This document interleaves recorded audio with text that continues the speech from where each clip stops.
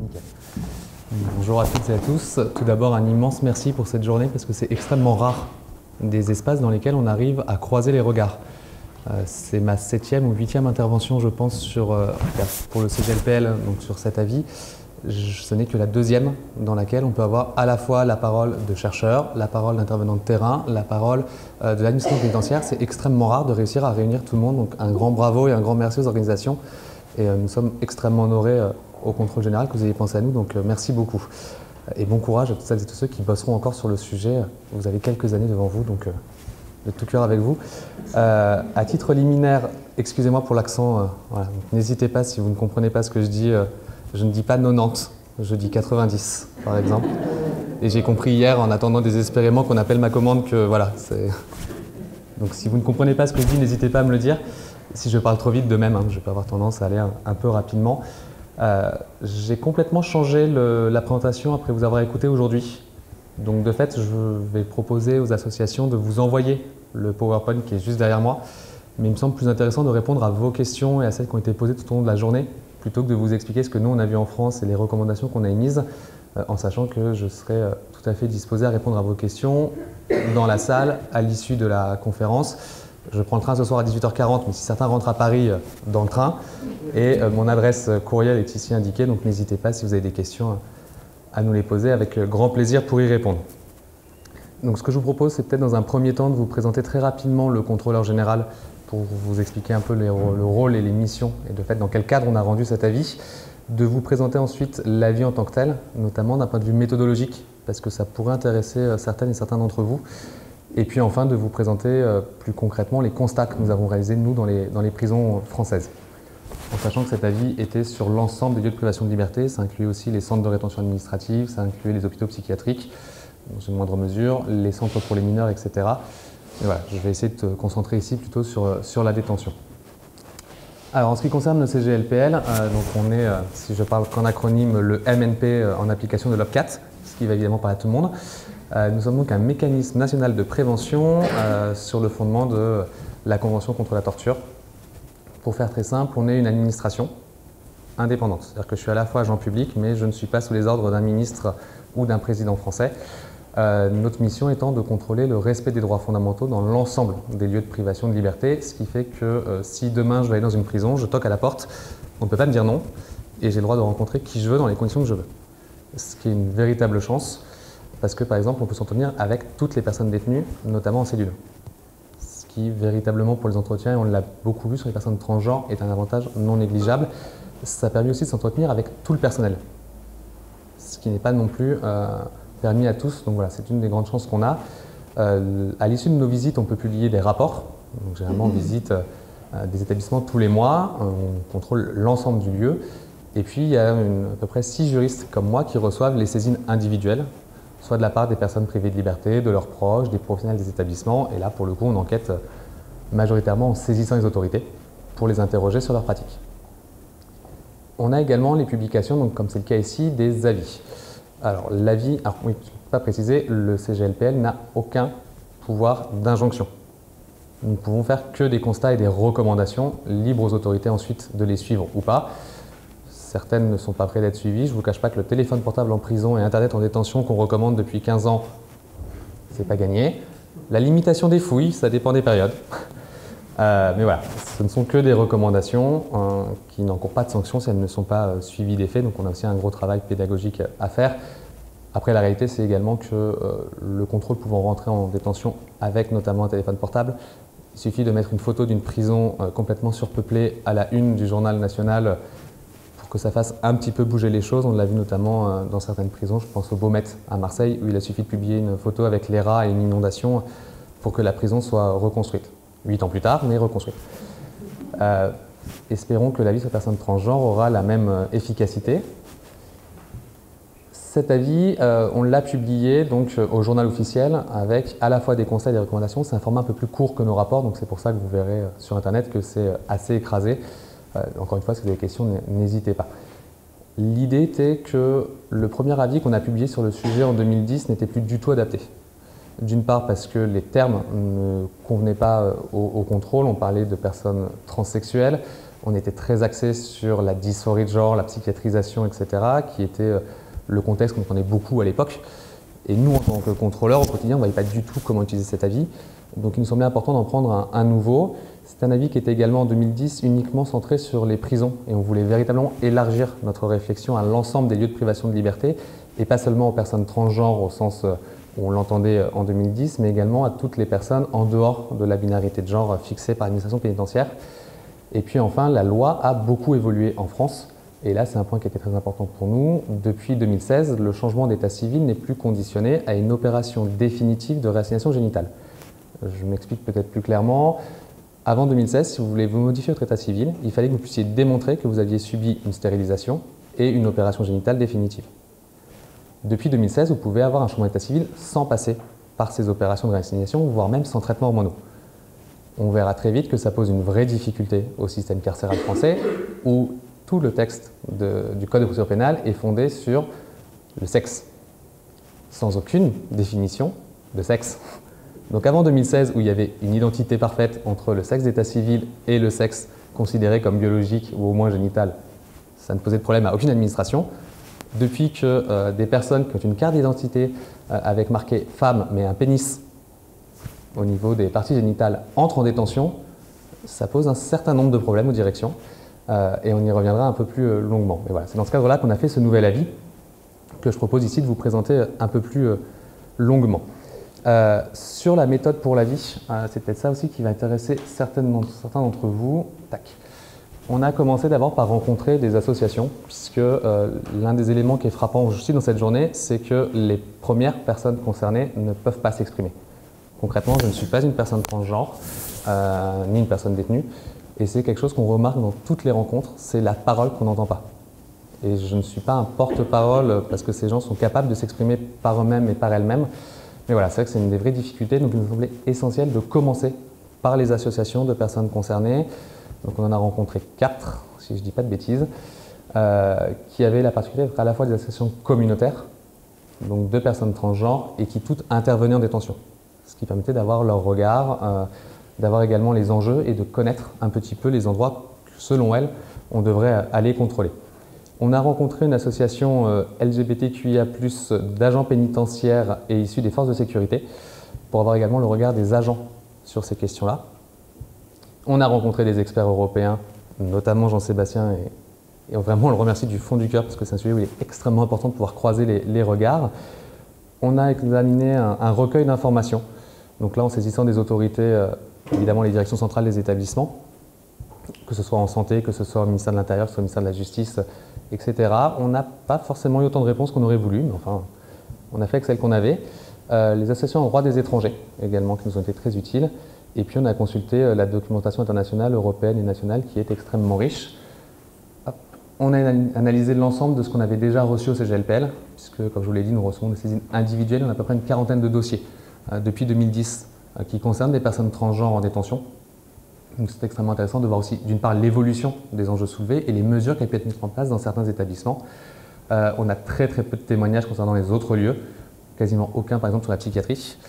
Et enfin, on a essayé de voir également si on avait des retours des collègues qui se rendent dans les établissements tous les mois et comment eux percevaient les difficultés. Et enfin, on s'est rendu sur place, et c'est là que je vais peut-être faire un petit focus rapidement sur la méthodologie. La vraie difficulté que nous avions envisagée, c'était ne surtout pas nuire. Comment aller rencontrer des personnes transgenres sans outer une personne qui ne l'aurait pas dit, sans la mettre en difficulté par rapport au personnel pénitentiaire ou par rapport aux autres détenus. Ça a été un vrai sujet de réflexion donc avec Sarah Guérin-Brunet, avec qui j'ai coécrit cet avis. L'idée était de dire que si une personne ne s'adressait pas à nous, on n'allait pas la voir. Et c'est la règle qu'on s'est fixée pour ne surtout pas la mettre en danger. L'autre idée, c'était aussi que quand une personne nous avait écrit auparavant, on lui écrivait avant pour savoir si c'était d'accord ou pas, pour qu'on vienne la visiter, en précisant qu'à chaque fois, les seules personnes au courant du cadre exact de la mission étaient nos interlocuteurs directs. Donc le directeur de l'établissement, l'agent en charge de la surveillance de la personne transgenre concernée. Mais quand on croisait d'autres détenus qui nous demandaient pourquoi on était là, on allait expliquer que c'était parce qu'on travaillait sur les facteurs de vulnérabilité en détention, sans préciser le thème. Pour les surveillants, pareil, voilà, on avait un peu ce genre de stratégie, si j'ose dire, pour ne surtout pas donner le thème très précis, a fortiori quand vous rencontrez une seule personne détenue Et c'est là le deuxième point, on n'a jamais rencontré une seule personne détenue. C'est-à-dire qu'on a toujours fait en sorte d'en rencontrer 2, 3 ou 4, y compris si ce n'était pas des personnes transgenres pour, pareil, ne pas stigmatiser une personne.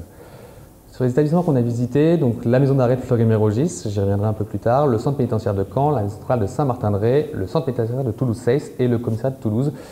Ce qui nous intéressait, c'est d'avoir des régions différentes. Donc nous, on a effectivement un code pénal unique, une procédure pénale unique et une action pénitentiaire unique, mais on a quand même des vraies différences d'une région à l'autre et d'un établissement à l'autre. Je suis assez rêveur sur la taille des établissements suisses. Fleury-Mérogis, c'est 2800 places, 4150 détenus actuellement, monté à 4650 dans le passé. C'est sûr que les 5 places, ce n'est même pas le café d'isolement de Fleury, hein, pour information, puisqu'il fait 32 places. Donc voilà, Fleury, c'est assez gigantesque. Alors nous, on n'a pas ce système maison d'arrêt versus établissement pour peine aussi séparé. En faire très simple, les personnes en détention provisoire sont en maison d'arrêt avec ce qu'on appelle nous les courtes peines qui sont de moins de 2 ans, et les personnes en attente de transfert, établissement pour peine et établissement pour peine, on va avoir les maisons centrales et les centres de détention, maisons centrales étant plus sécuritaires que les centres de détention. Et là, l'idée, c'était qu'on avait des personnes transgenres identifiées dans chacun de ces établissements-là.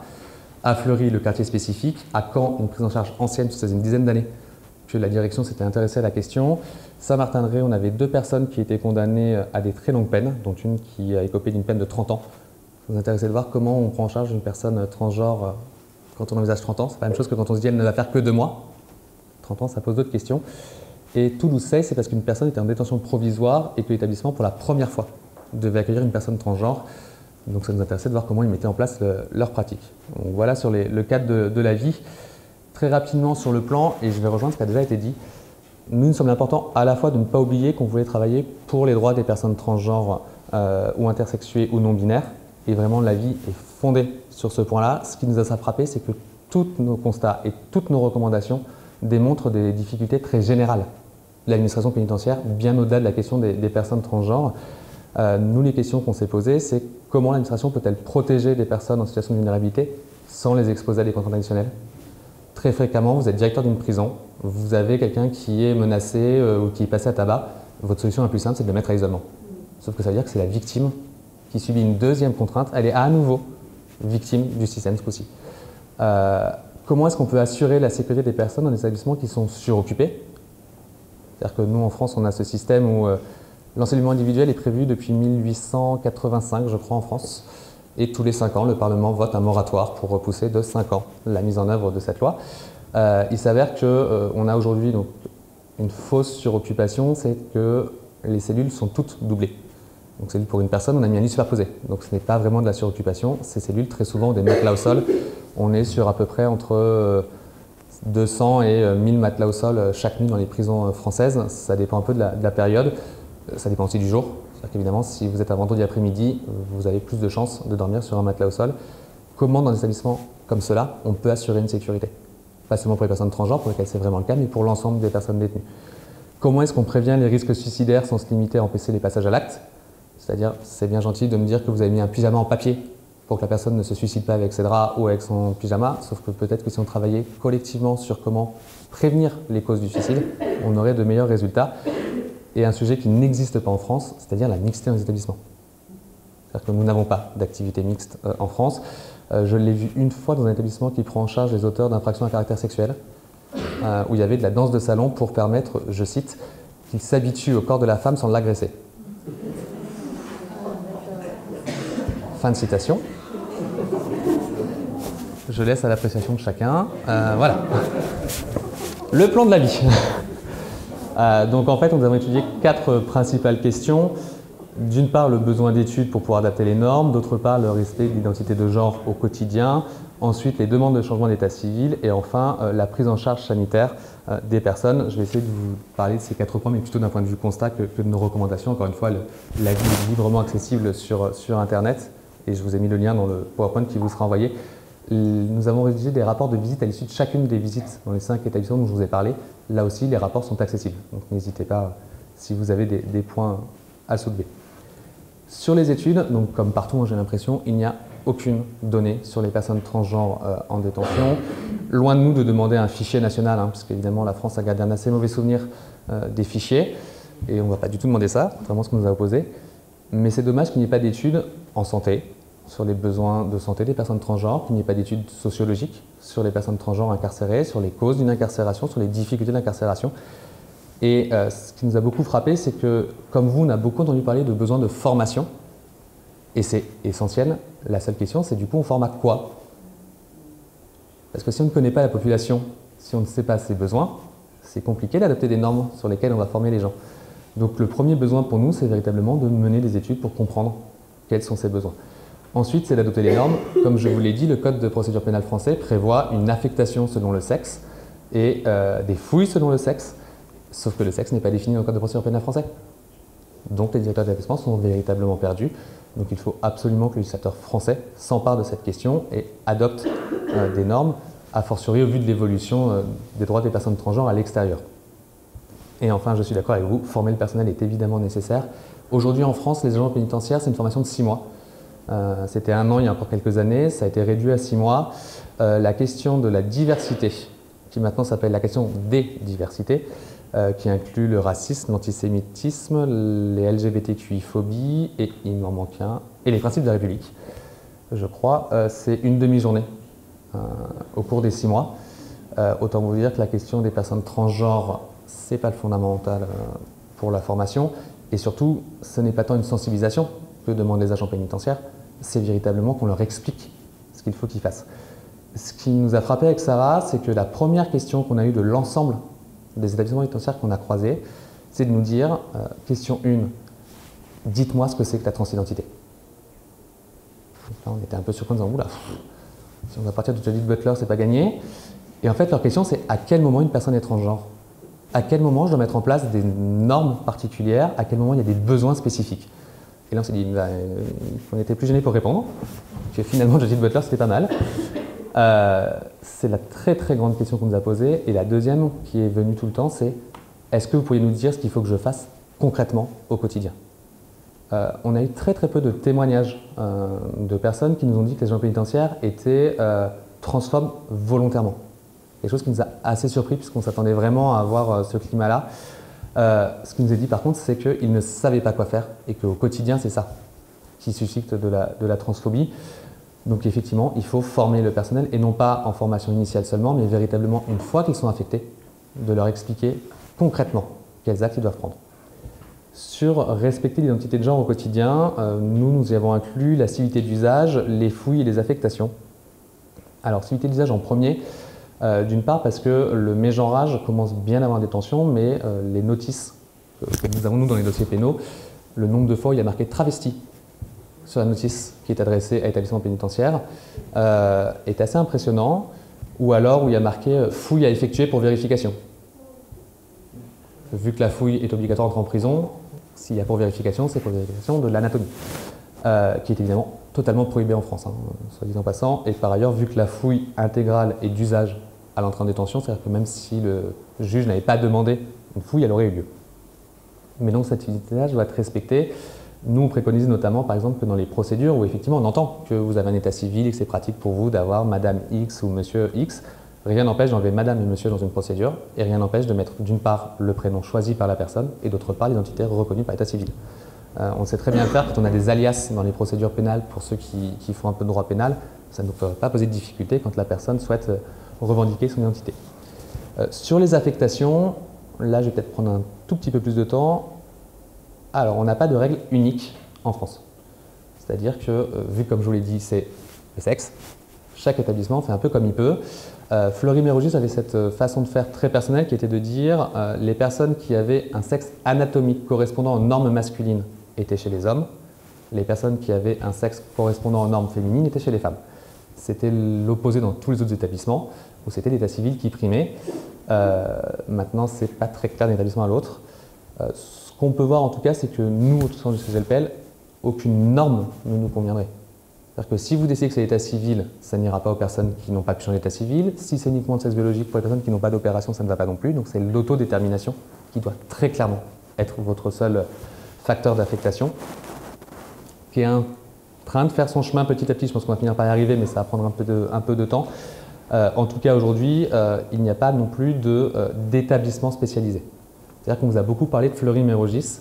Ce qu'on appelle le quartier transgenre de Fleury-Mérogis, ou alors le quartier spécifique, c'est ni plus ni moins qu'une aile du quartier d'isolement à Fleury. Alors Fleury, je vous l'ai dit, hein, c'est 4100 détenus. Il faut imaginer une espèce de gros bâtiment de 600 personnes. Dans l'un des bâtiments, vous avez, en fait c'est en tripale, hein, Fleury, il faut imaginer une patte d'oie, avec un rond-point central et 3 bâtiments qui partent un peu en étoile. Vous avez d'un côté le quartier d'isolement, sur une seule aile, qui comprend à Fleury-Mérogis des détenus qu'on considère comme dangereux. Pour faire très simple, c'est là qu'était Salah Abdeslam pendant son incarcération. Vous avez ensuite 2 ailes pour le quartier spécifique, c'est les personnes qu'on estime vulnérables en détention. Ça va être l'ensemble des forces de l'ordre, agents pénitentiaires, etc., qui sont en détention. Ça va être les personnes trop efféminées pour être en détention normale. Là, encore une fois, ce ne sont pas mes propos. Et vous avez une aile spécifiquement pour les personnes transgenres. Toutes les personnes d'Île-de-France ne sont pas affectées ici. C'est vraiment celles qui sont affectées à Fleury-Mérogis. Si elles sont transgenres, sont envoyées ici. Transgenres au sens d'admission pénitentiaire. C'est-à-dire qu'il n'y a que ce que l'administration appelle des hommes. En fait, on dit femmes, parce que sinon, on n'est pas dans le quartier transgenre. Et voilà, ce sont ces personnes-là qu'on envoie dans cette aile, qui, encore une fois, est située au dernier étage du bâtiment. Vous n'avez pas accès aux cours de promenade extérieure. Donc vous avez une promenade qui est au bout du couloir, qui est, pour celles et ceux qui ça parle, l'équivalent d'une promenade dans un quartier disciplinaire, très simplement. Sauf que vous n'y passez pas 10 jours, mais que vous y passez 6 mois. Toutes les circulations sont interrompues quand une personne transgenre sort du quartier spécifique. C'est-à-dire qu'il ne faut qu'elle soit vue par personne. À tel point que vous avez des portes avec une sorte d'œilleton. Il y a des cartons qui se descendent sur les portes pour être sûr que les personnes en salle d'activité ne voient pas passer une personne transgenre. On vide l'unité sanitaire quand elles doivent aller à l'unité sanitaire. Donc on veut dire que ça complique assez fortement les déplacements possibles. Par ailleurs, vu qu'on est sur un petit quartier, hein, puisque c'est une dizaine de places, rarement occupées maintenant, si vous avez une dispute entre 2 ou 3 personnes, dans une détention de 200 places, ça se gère facilement. Quand vous n'êtes que 2 ou 3 à être incarcérés, ça devient extrêmement compliqué. Ça veut dire qu'on réduit votre temps de promenade. Parce que de fait, si vous ne supportez pas de sortir avec l'autre personne, ben on va réduire votre temps de promenade aussi. Donc c'est un véritable fonctionnement d'isolement qui n'est absolument pas concluant, en tout cas ça nous semble, et surtout il n'y a aucune norme spécifique mise en place à Fleury-Mérogis.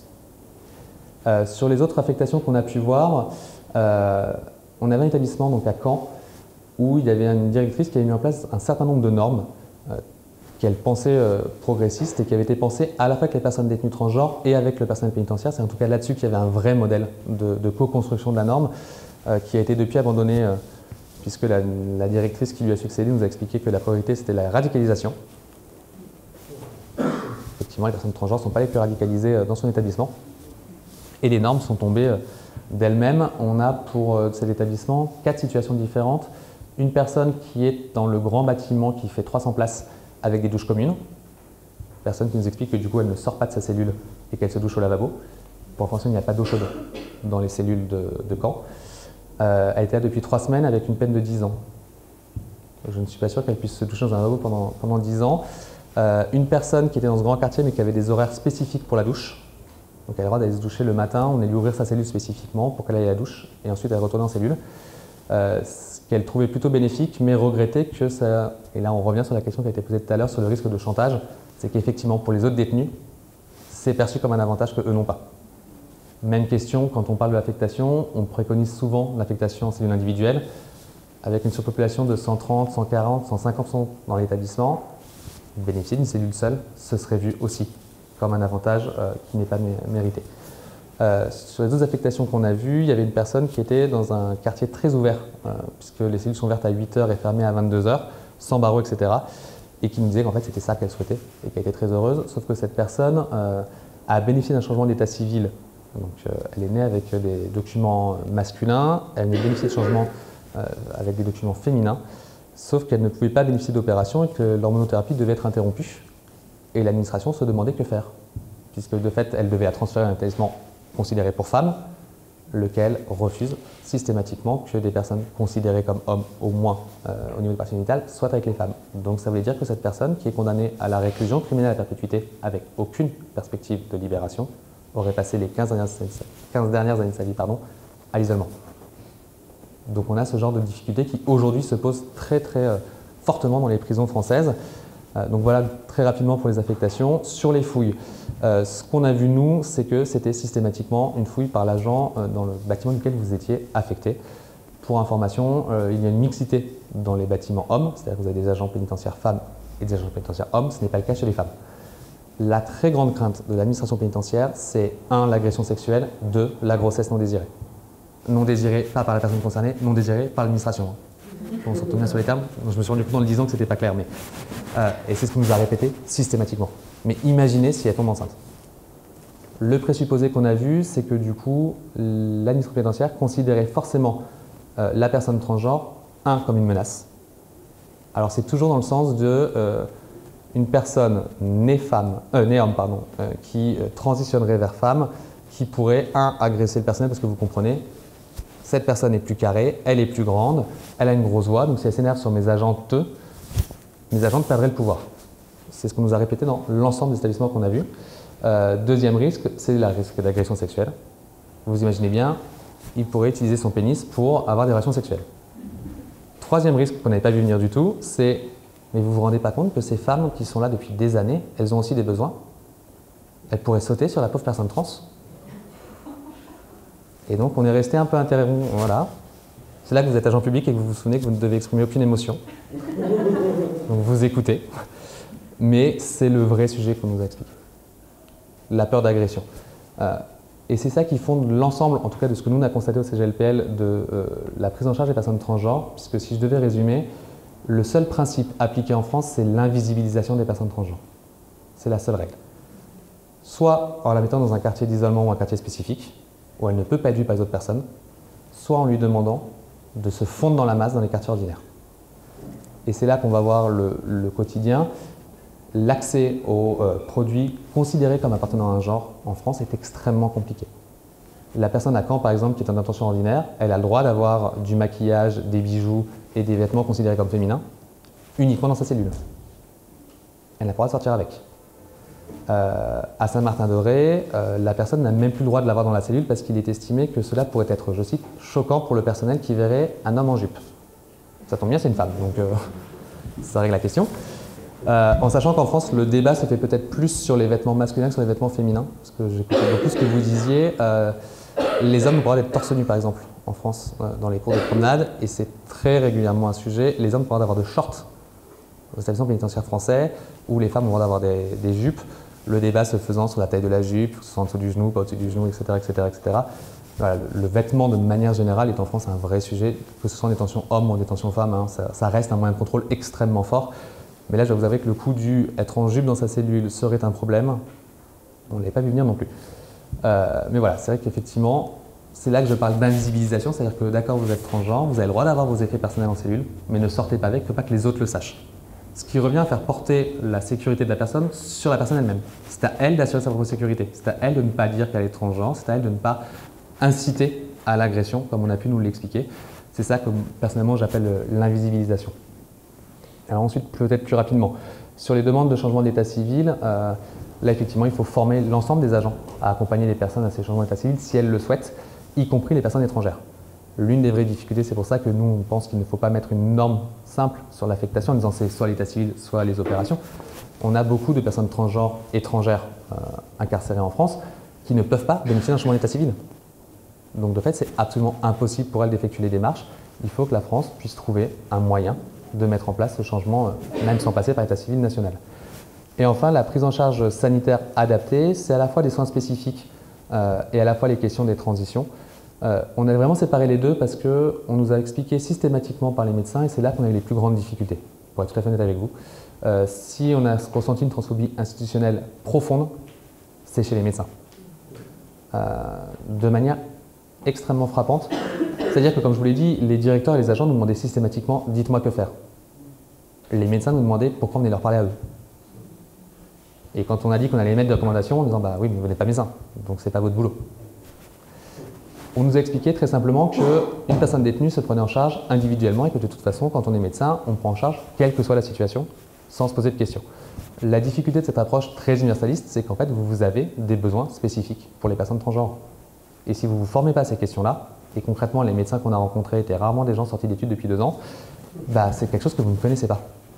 Et quand on a parlé par exemple du besoin d'avoir un dilatateur vaginal, on a vu dans la tête du médecin que ça ne faisait pas tilt tout de suite. Il y avait une personne qui venait de bénéficier d'une vaginoplastie dans sa détention et qui effectivement se plaignait de la prise en charge de fait. Sur les transitions, très clairement ce qu'on a constaté nous, c'est qu'il est absolument impossible d'entamer une transition en détention. Soit vous avez un traitement hormonal à l'extérieur et vous pouvez le poursuivre avec les mêmes difficultés qui ont déjà été identifiées, à savoir qu'il vous faut avoir votre traitement sur vous, que ce soit une ordonnance en langue française, validée par un médecin français. Mais on a vu très peu d'interruptions de traitement, en tout cas par rapport à ce qu'on peut voir dans d'autres cas. Les traitements ARV, donc pour les personnes séropositives par exemple, sont plus souvent interrompus que les traitements hormonaux. Par contre, si vous demandez une transition en détention, ça vous est systématiquement refusé. Les arguments qui ont été avancés, c'était d'une part de dire que la prison était un moment choc, et donc que la personne n'était pas en capacité de réfléchir pleinement aux conséquences d'une transition. Les autres éléments qu'on nous a dit, c'est « moi je suis en maison d'arrêt, donc elle est là que pour un temps court, elle le fera plus tard ». Et puis arrivé en centre de détention ou en maison centrale, on nous disait « ah oui, mais moi je peux m'occuper de ça, c'est trop compliqué pour une personne qui va être détenue longtemps, j'ai pas les soins ». Pour quelqu'un qui a pris une réclusion criminelle à perpétuité, ça va être un peu compliqué. De même, on nous disait « oui, mais donc à le faire à l'extérieur ». Sauf que vous avez des personnes qu'on a rencontrées qui nous expliquaient que pour eux, la prison, c'était vraiment le moment de le faire. Ils n'étaient pas dans leur entourage familial, ils n'étaient pas avec leurs proches, et que du coup, ça constituait un vrai temps de pause où ils pouvaient bénéficier d'un changement d'état civil, d'un changement de sexe le cas échéant, en tout cas d'un traitement hormonal s'ils le souhaitaient. Et puis aussi de nous dire, c'est le seul moment où je peux rencontrer les professionnels. Et ça, c'est pas rien. Pour des gens qui ont des difficultés administratives ou dans l'accès aux soins, c'était un véritable élément qui est très souvent nous soulevé. Or, on n'a pas vu une seule initiation de transition et toutes celles qui ont été demandées ont été refusées systématiquement. En ce qui concerne les transitions chirurgicales, c'est absolument impossible, sauf 2 ou 3 exceptions près. En sachant que beaucoup de médecins, en France jusqu'à 2016, on avait des parcours obligatoires.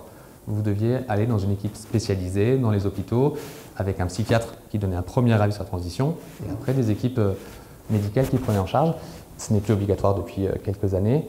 Les médecins pénitentiaires renvoient systématiquement vers ces équipes qui sont dénoncées comme transphobes par les associations puisque le premier entré, c'est le psychiatre qui va donner un avis ou pas. Et un des éléments qui nous a aussi beaucoup été rappelé, c'est la particularité des personnes qui sont condamnées pour des infractions à caractère sexuel, où on nous a expliqué à au moins 3 reprises que, je cite toujours, et navré pour celles et ceux que ça va choquer, une personne qui a commis des actes de nature sexuelle a utilisé son sexe. Or, une personne transgenre est en détestation de son sexe, donc elle ne peut pas l'utiliser. Donc une personne qui a commis des infractions sexuelles ne peut pas être transgenre. Voilà, c'est pas clair, je sais, je vois enfin, c'est pas fondé déjà d'une part, mais or c'est une réalité de beaucoup des personnes qu'on a rencontrées nous dans le cadre de cette mission et des difficultés qu'elles rencontrent. Donc voilà, il y a un ensemble de facteurs qui font que les transitions médicales sont extrêmement difficiles. Pour l'ensemble de ces différentes mesures, on a fait une série de recommandations, donc je vous laisserai en prendre connaissance. La recommandation conclusive que nous on fait en tout cas, c'est de dire que si l'administration pénitentiaire française n'est pas en mesure d'assurer des conditions de détention dignes à une personne transgenre, un accès aux soins, un changement d'état civil, le respect de son identité de genre, la mesure qui s'impose, c'est alors la remise en liberté. Puisque de fait, le principe fondamental, c'est qu'une détention doit être digne. Je vous remercie.